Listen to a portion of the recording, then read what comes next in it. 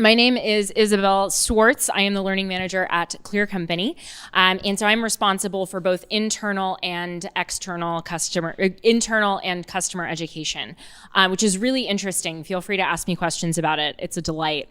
So what I'm up to currently, or what the learning team is up to, I am now a team of 2. So exciting.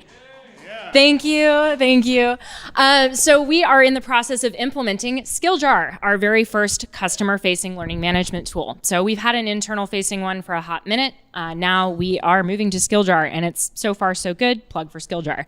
The second thing we're doing is we are creating a sales training program for all of our sales executives. So we just partnered with ADP, and we are a 150-person company. So we have a few salespeople to hire. So we're creating an entire onboarding program for that team specifically. So I'm learning how to be a salesperson. That's also interesting. And then our final big project or objective of this year is to migrate our entire client base from one version of our talent management platform to another. So what ClearCompany does, so we are a SaaS company, as I'm sure many of you are if you're in customer education, and we build a talent management platform whose mission is to help other companies achieve their mission by hiring, retaining, and engaging top talent. So we do that with recruiting and onboarding and performance management and goal alignment. We partner with payroll and benefits and all that exciting stuff so folks in HR get their all-in-ones. All right, so let's get to it. Building a customer education program is a lot like boiling the ocean.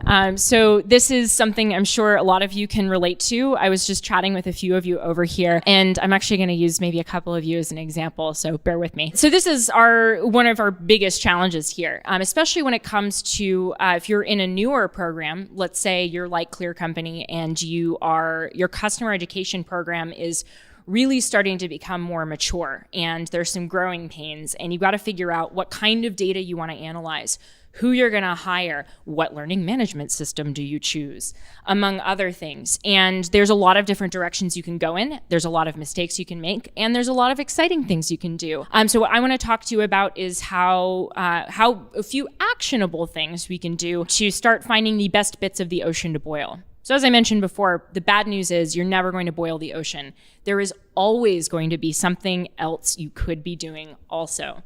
So what we need to do as educators for our companies is figure out which is the best thing to start with, especially if you're a team of 1 or a team of 2. Because we all know as soon as you become a team of 2, your workload does not lighten. It just expands. So we're going to talk about revenue targets. And I know what you're thinking, Isabel, no, if we wanted to talk about revenue, we would have gone into sales and we'd be making more money.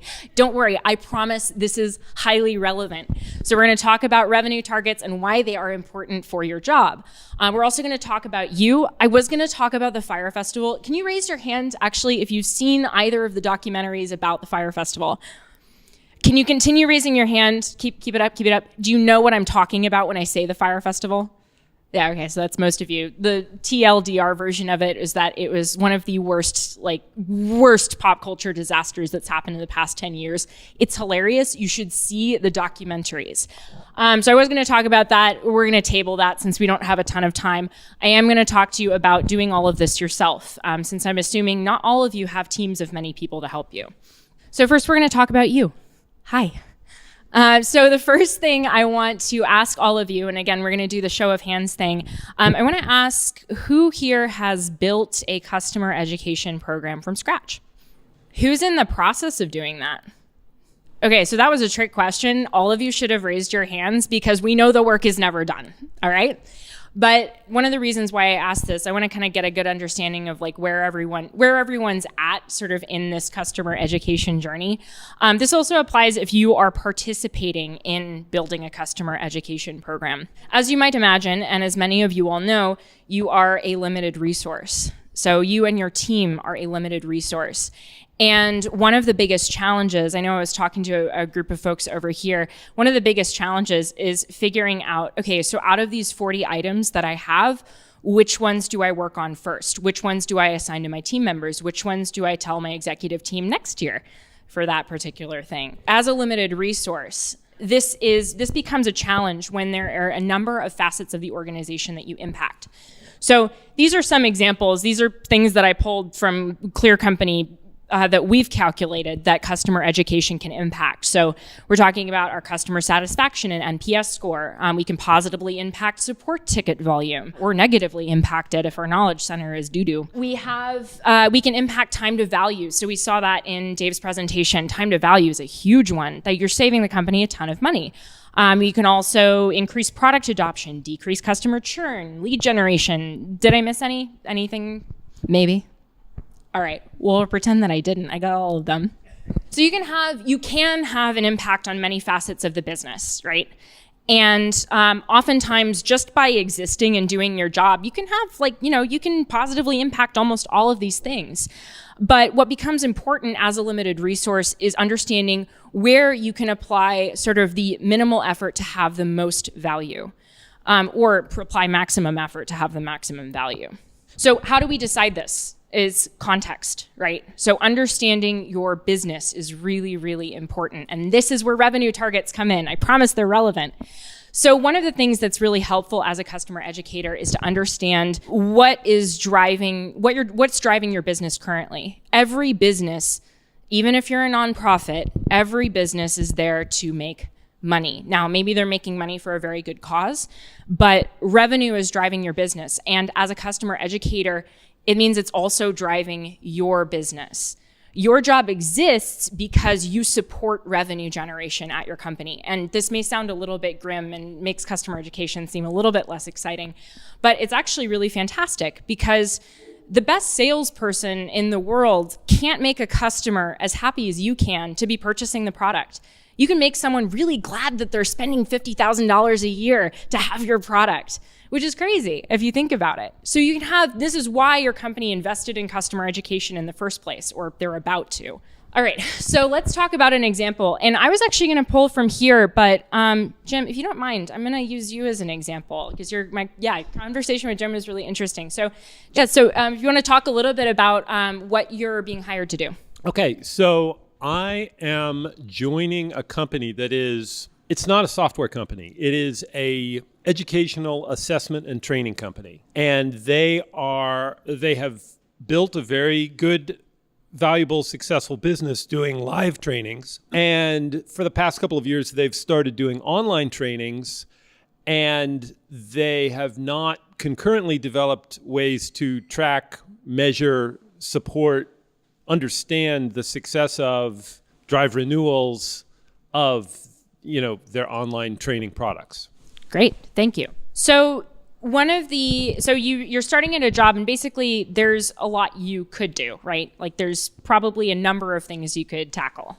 Yes, and disclaimer being, I literally haven't started yet, so the list that I don't know is infinite.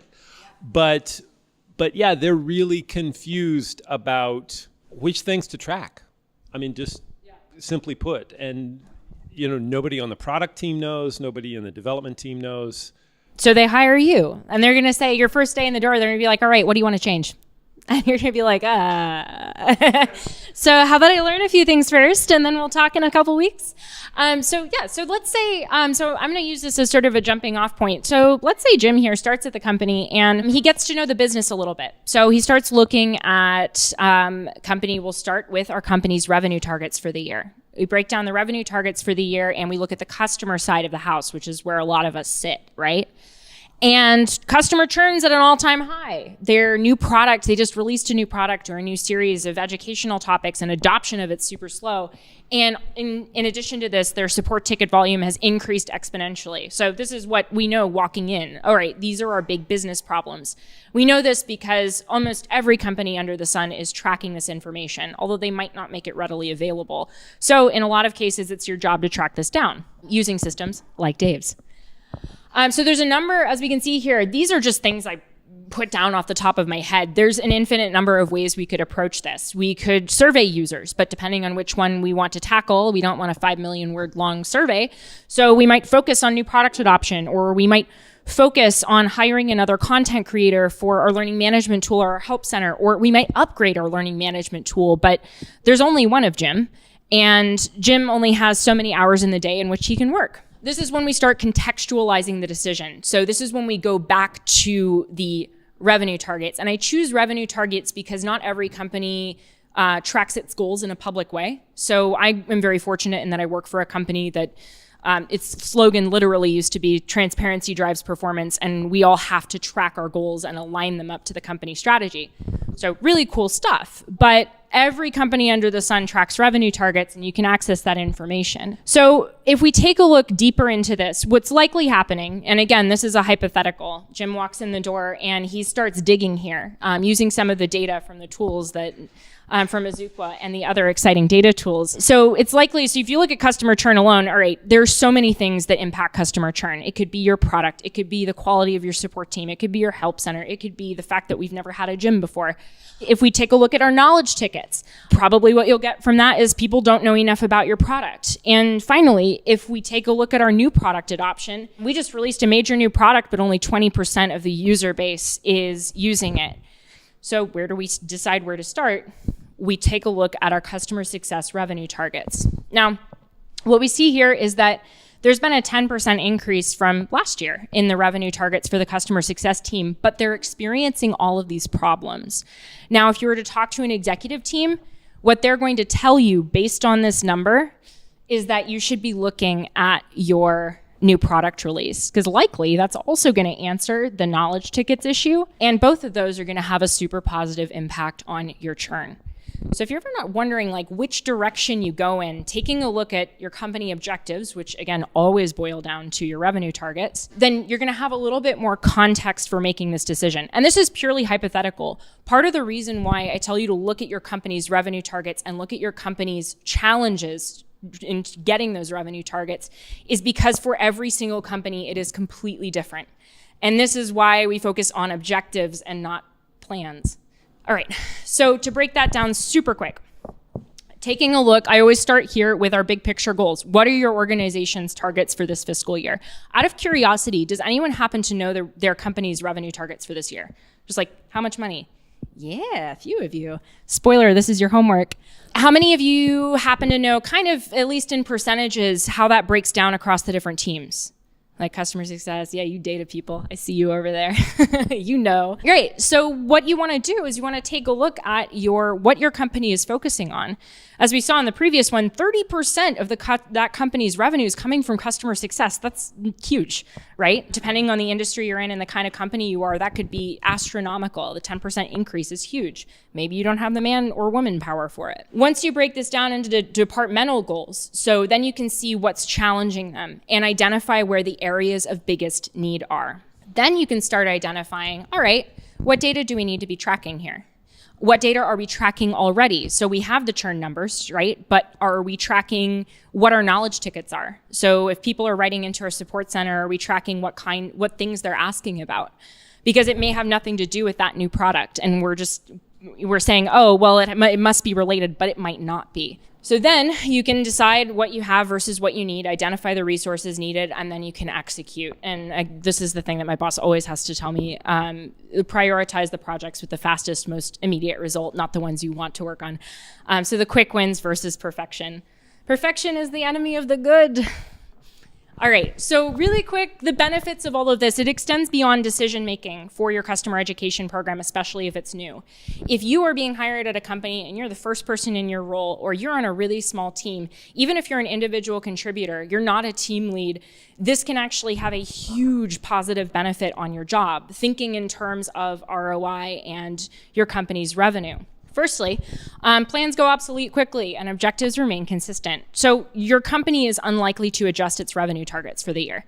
That's your company's objective. You might have a plan to implement your customer-facing learning management tool. Perfect real-life example, I'm in the middle of implementation for SkillJar right now, and we have a test group of users. We created all of the content for the test group of users, and I talked to our director of implementation, and she says, yeah, so we're going to have to redirect all of the implementation resources to actually this other product.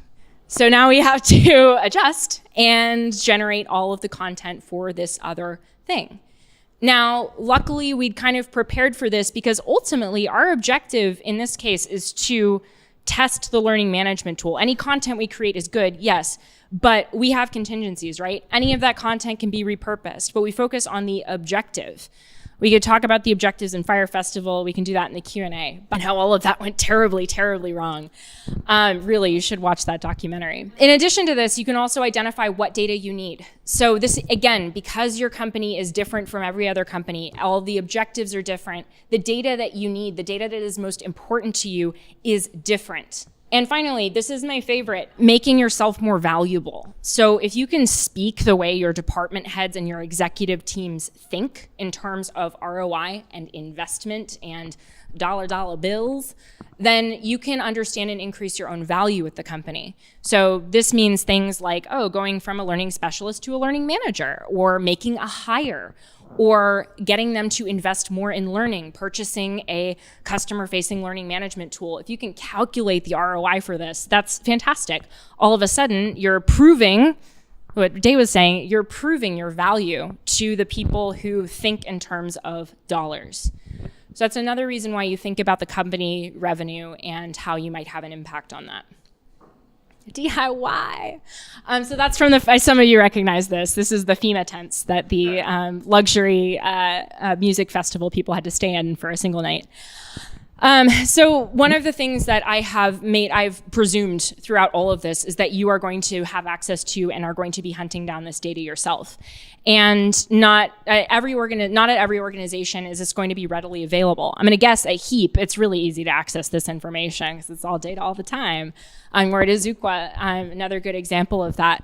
One of the reasons why I want you to start thinking about this is because you can have conversations with the people who hold this information. If you start talking to them about the benefit that you can give and, hey, I can increase your team's productivity, you can start getting access to this information. So your company is likely upfront and going to be able to share with you its revenue targets, for example, or you can probably find them somewhere and you can start digging yourself. But in terms of increasing your own value and increasing the value of your team, it's really important whether you are a department head or a loan manager or an individual contributor, maybe you're just a content creator or you're kind of learning adjacent at your company. It's really important for you to understand how you fit into your company in order to execute most optimally. Ooh, that was a lot of buzzwords. Execute most optimally in your job. All right, thank you.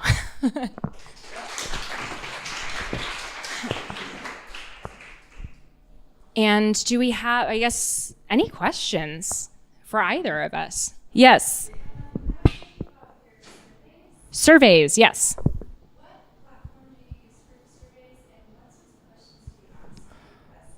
Ooh, that's an interesting one. So I'll be honest with you, ClearCompany's a little behind in the times right now. We use SurveyMonkey for ours.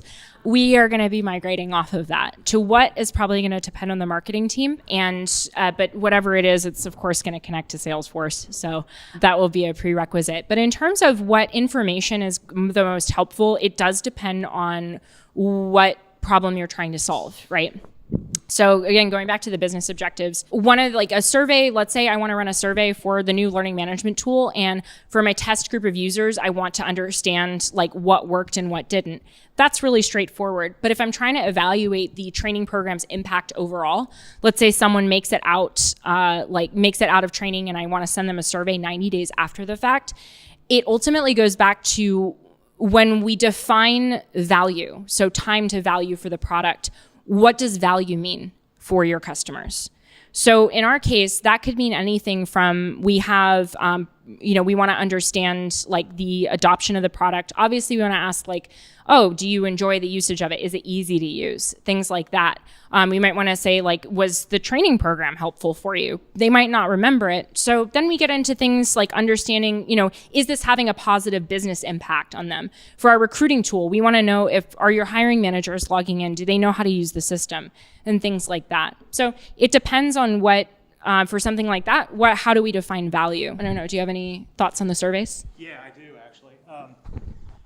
One of the things I always say is use the tools you have that are free and easy. I actually used, and this is kind of embarrassing, for surveys and for actually all of the quizzes that I did, Google quizzes are just phenomenal, and they have the provision for doing NPS. So if you want to get started now, the one thing I'd add is you could use SurveyMonkey. Gainsight had really good stuff, but it depends on what money you have. Do you have the resources? I just throw out a simple NPS on Google, and it's really easy to do. Yeah, it's another good one too. If you're figuring out like where to start with surveys, like honestly, just find whatever NPS or CSAT survey and then adjust it based on whatever your objectives are with the survey. You're welcome.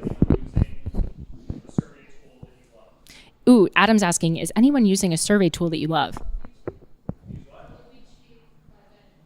So to repeat back, for the folks who are listening to this after the fact, essentially SurveyMonkey gets good reviews because it collects additional data about the people you're surveying, like who they are, where they are, maybe what size client they are. That can have a huge impact on a survey, because a small client might love a part of your product that a large client hates. That happens to us all the time. Segmentation. Any other survey tools?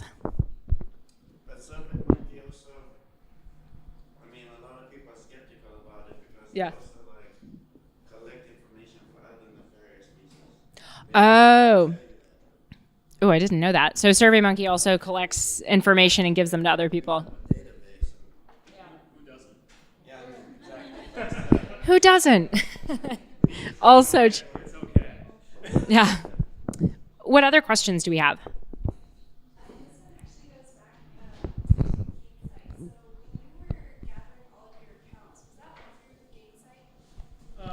Oh, the question was, when you're gathering all of your accounts, was that through Gainsight?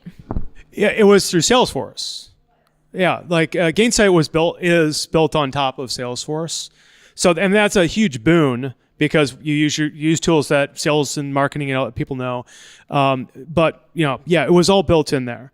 So you could it would pull basically all the account information, and I used LearnDot at the time, and I would munge together that data into a report, and then I would do stuff with it. Actually, I was able to use the integration that you guys had, bring that data into Gainsight, and like at that time, Gainsight has a rules engine, which is pretty phenomenal. Azuka was basically that same thing externalized, so it hits everything. So I was able to build those things and do the connection, like this person's in this count, and figure all that kind of stuff out.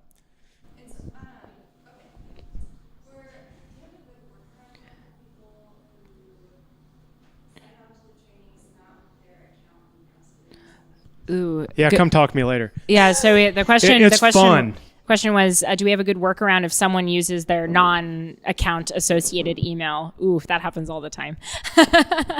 Yeah. You're very welcome. Any other questions? Yes. Linda. So in our conversation before about your journey at ClearCompany, and also in your presentation, you talked a lot about how you recruited investment from executives. Yeah. Executives in order to get incremental budget for the initiatives that you were driving. Yeah. I wanted to know if you could speak a little bit more about what specifically you did in order to win the hearts and minds. Yes. Yeah, certainly. So the question is essentially like, how do you get buy-in from an executive team, or I guess it could even apply to a department head depending on your organizational structure. So how do you actually speak their language? So what I said about like speaking in terms of revenue is huge. So understanding. It's a bit of a hard pill to swallow, is understanding that your job exists for a specific business reason that has to do with revenue. Like that's a huge part of it, is that you are going to have a very positive impact. And the lucky part for us customer educators is that anything we could do is awesome, basically, and our company needs it. But the one of the big things, and this is where the data comes in, one of the big things that I had to do, and this was really difficult, even at a company like mine, where this information is generally readily accessible, is boiling down all of the information, so boiling the ocean, boiling down all of the ways in which we could impact the business, understanding where I could have the most impact, and then calculating the exact ROI for it, and understanding like, this is how much money you guys are going to save if we hire this person. So part of it is getting really deep into what you think the next best move is.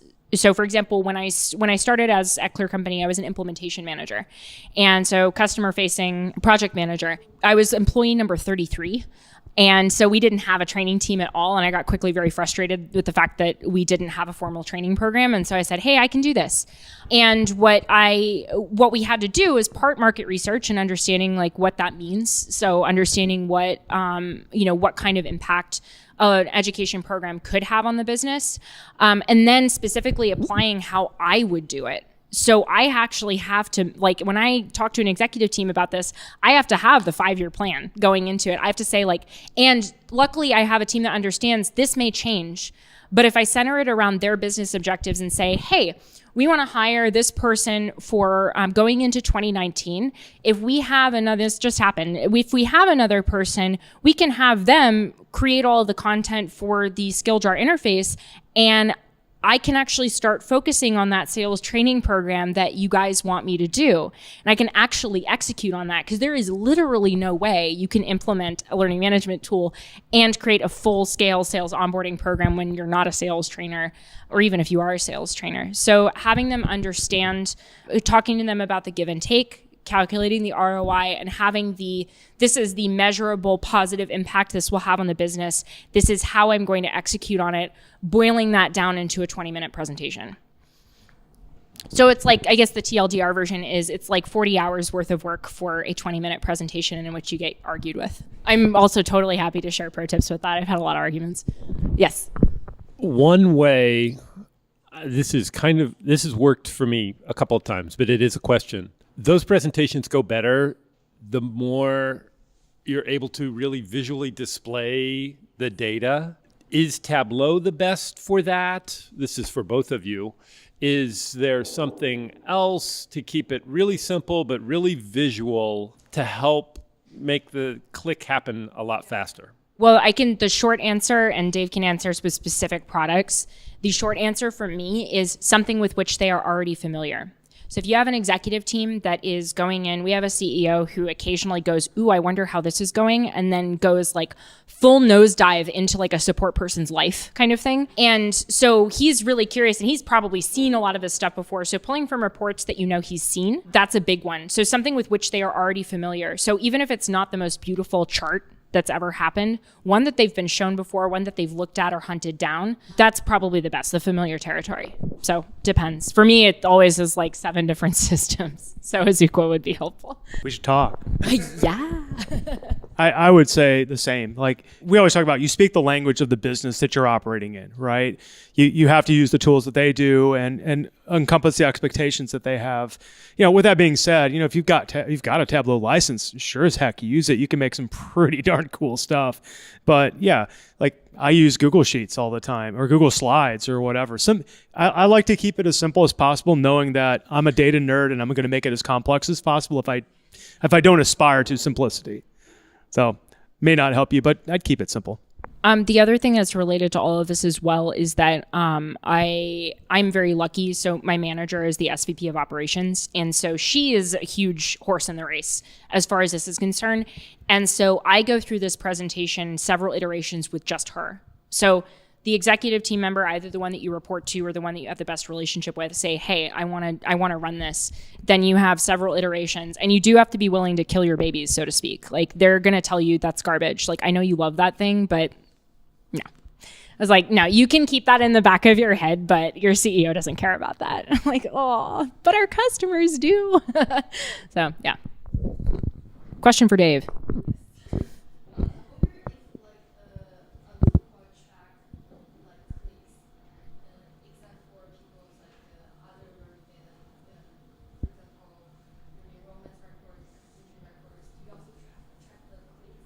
So does Azuqua track clicks?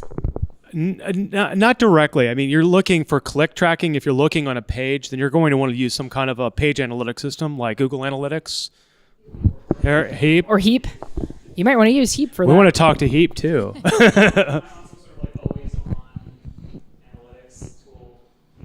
Yeah, just to be absolutely clear, what Azuqua is a remote control for your apps. Right? What we do is allow you to connect everything to everything else that you need to do and build workflows. That being said, you're going to use other systems like Heap or Google Analytics or whatever to fill in the interstices of those problems. So I would use like Google Analytics, or what is it? What are the other applications that you would use for page tracking? Usually that's like JavaScript texts, stuff inline. But that being said, if you have that data, the big problem we have is we've got that Google Analytics data, and then it's really hard to tease that out and merge it into other stuff. So that's where we could help you with that. We're not an ETL, meaning we're not taking big data. We're taking actionable data one thing at a time. Make sense?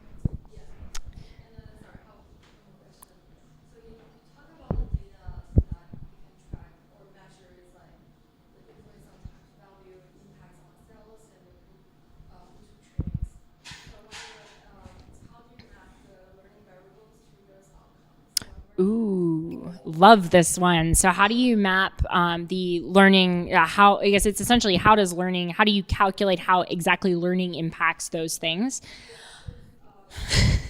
Yeah. Yeah.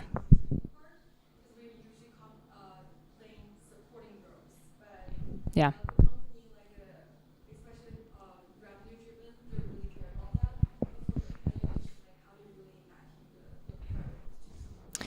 Yeah, so how do you map the variables to the outcomes? If we're talking purely about customer education and not internal education, the big one that is going to be the big one is a lifetime value of the customer. So churn of course comes into this, right? So if your training is crap, if people don't use the tool, that results in low product adoption, support ticket volume, unhappy customers. Ultimately, they're going to churn out of your business. And so if you can educate your customers better and make them delighted to use your software, that increases the lifetime value of the customer. So you have the sale, if let's say you have 2-year contract, $50,000 a year, assuming that the contract doesn't get broken, that's $100,000 worth of business. But then we get into the renewal, right? It's more easy to track. It's like a beyond sales thing. So it's like a continuing sales. So in that case, customer education has it depends if you're not doing prospect training or that sort of thing, like best practices training with prospects or monetizing it, then you connect it to the lifetime value of the customer and how in the churn rate. I can add a little more to that. So I think you did an exemplary job of like saying, this is the outcome, this is the goal. Like you start with that, but I find that that's the easy part, because at our company we have OKRs. I don't know if you use them, but that's really helpful to say, okay, well I don't even need to ask somebody; it's all written down. The harder part that I found is, where in the heck is that data, right? Gainsight was all about usage data. What is somebody clicking on in the product? Like they're storing all that stuff, and they have I love the word telemetry. They have all that stuff, but I need to get to that, and then I need to go grab my accounts, and then I need to grab other information like what are the sales, and then like Jesse, you and I did a really cool presentation where we were talking about that very problem, and we munged all this data together, and the outcome was I could show an uptick, and you may have that slide still. I'm going to dig that out. You could show that correlation to, okay, these are the accounts who've not consumed training. These are the accounts that have. The slide I showed was time to value, but you could flip that and make it at sales. Like how many this is a really tough problem. Let's talk Salesforce. You know who your accounts are in Salesforce. You know you have your revenue stats in Salesforce. You have all this crap in Salesforce. And then you've got your learning management system. You know who the learners are. So now you have to take all these data resources and bring them together into a report. The hard work, I think, in that, and you know this implicitly, is, oh my God, how do I get all this stuff together? I always like to get it into a scratch. Like Gainsight was my scratch, pad. I put all the data and I start to play with it and get it all correlated. And then you can get to the outcomes that Isabel was talking about. That's the hard part. Like find your data sources, figure out what they're all doing, and then build that rule, that business process that gives you like a table with all the data mapped. You got one more question? Who wants it? Christine. I guess I'll sort of piggyback off of that question, because at the end of the day, I think most training data is correlative and it's not causation. And so how do you handle the people who are engaged with the product already are going to be the ones more interested in taking training.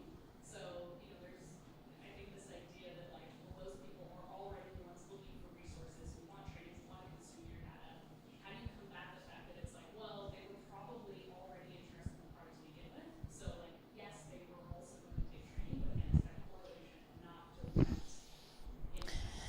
Yeah, definitely. I think the easiest way to do that,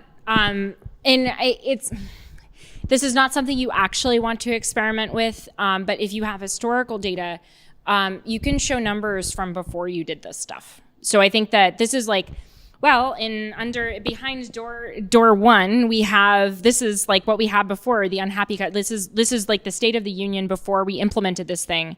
3 years later, we've been doing it this way. And you're right. It's I guess, hard pill to swallow is that this is a metric that you are tied to, that you are not solely responsible for. Like, again, going back to with stinky things about not being salespeople is we don't have that particular quota that we are responsible for.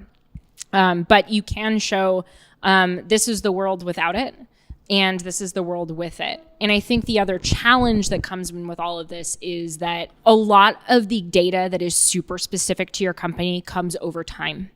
And so one of the things that I've had to do in like getting in, buying an investment for this stuff is I've had to show, I actually use SkillJar for a lot of this. I was like, hey girl, I'm going to need numbers on all of this stuff, like from 7 different examples. If I'm going to give this to my executive team. Yeah. So I don't know, Dave, do you have any thoughts on that? Yeah, you did it right. That's good. Yeah. Grab the mic. Thank you so much to both of our speakers today.